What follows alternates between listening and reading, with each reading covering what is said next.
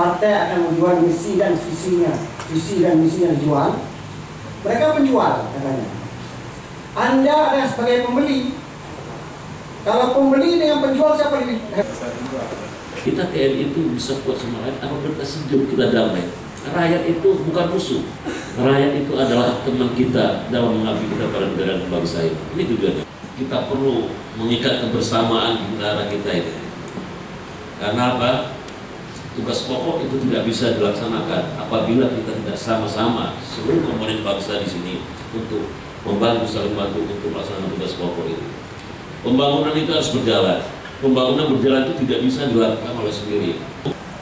Netral saja, dengan KIP netral, penyelenggara netral, tentara netral, polisi netral, saya rasa itu tentara gitu. Tapi kalau sudah satu bermain, pasti kelompok yang lain tidak bermain. Disitulah kita membaik. Banyak tugas-tugas Kodam yang belum sukses dilaksanakan di Iskandar Muda ini. Dengan masukan atau saran dari Bapak semua, tentunya saya dalam rangka pimpin Kodam ini akan melaksanakan tugas dengan baik demi kejayaan bangsa negara. Mari seluruh komponen bangsa di Aceh membantu saya, mengajak saya, memberikan masukan saya agar saya melaksanakan tugas pokok sesuai dengan aturan yang baru.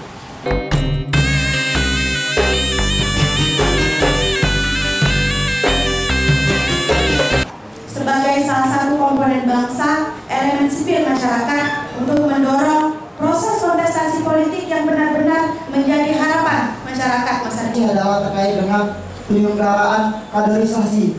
Tentara yang lama itu bahagian dari rakyat Republik Indonesia, bukan ranah anti, tidak boleh disentuh oleh hukum itu terutama. Saya berharap juga program itu dimasuk oleh TNI ataupun Bintar di tingkat-tingkat desa. Yang tidak bisa diselesaikan, tetapi kita kembalikan pada hati nurani kita masing-masing. Oh, tidak masalah. Jadi satukan kembali. Kalau generasi muda bersatu, Aceh ini maju.